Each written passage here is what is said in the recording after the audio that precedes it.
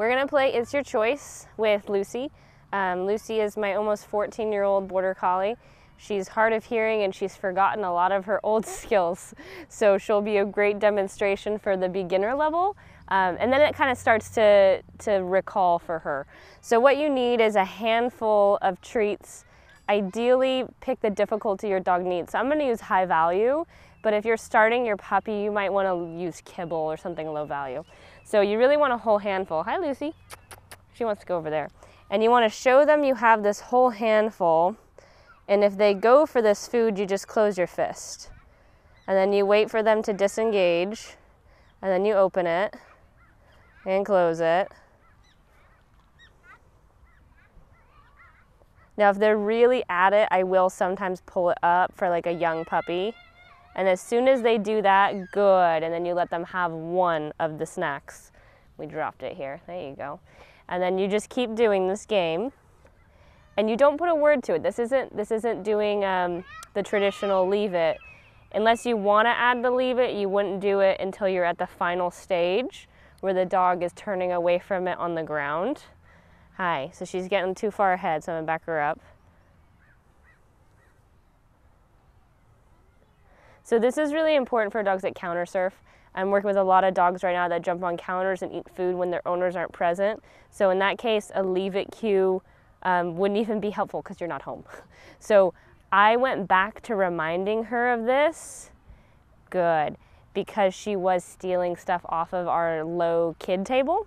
She can't jump on counters, but she can certainly stick her face up to take it off of a table.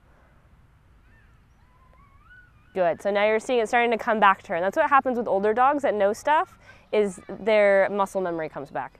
So I do have her on leash, so she doesn't wander away because she's hard of hearing, but I don't want you to use the leash to pull the dog away. This is supposed to be their choice to make the right decision.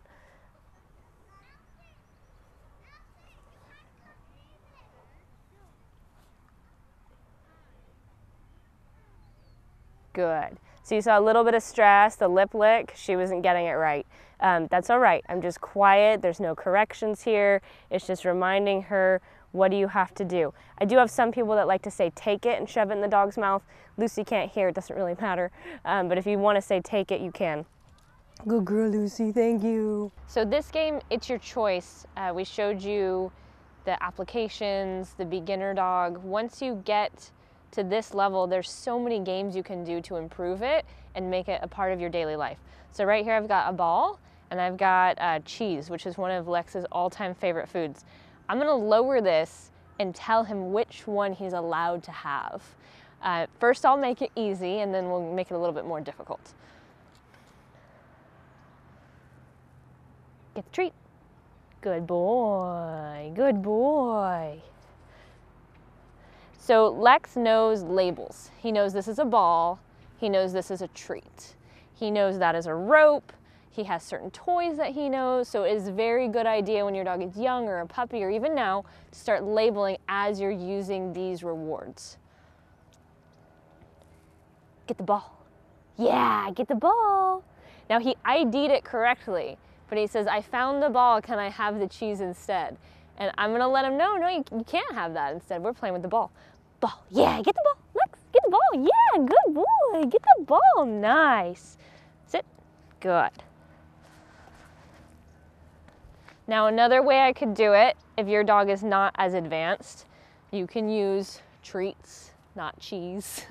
You could do kibble in one hand. I've got some kibble in here, good looking. You can do kibble in one hand, dog treat in the other hand. Then you're kind of, what am I gonna call it? Treat and kibble, treat and food. He knows treat and food. Get the food, good boy. Get the treat, good boy. Now, obviously he was looking toward those things, so I'll try it without, giving him the opposite one. Get the food. Yeah, good boy. So he made the right choice. It took him a minute to think about it, but that's okay.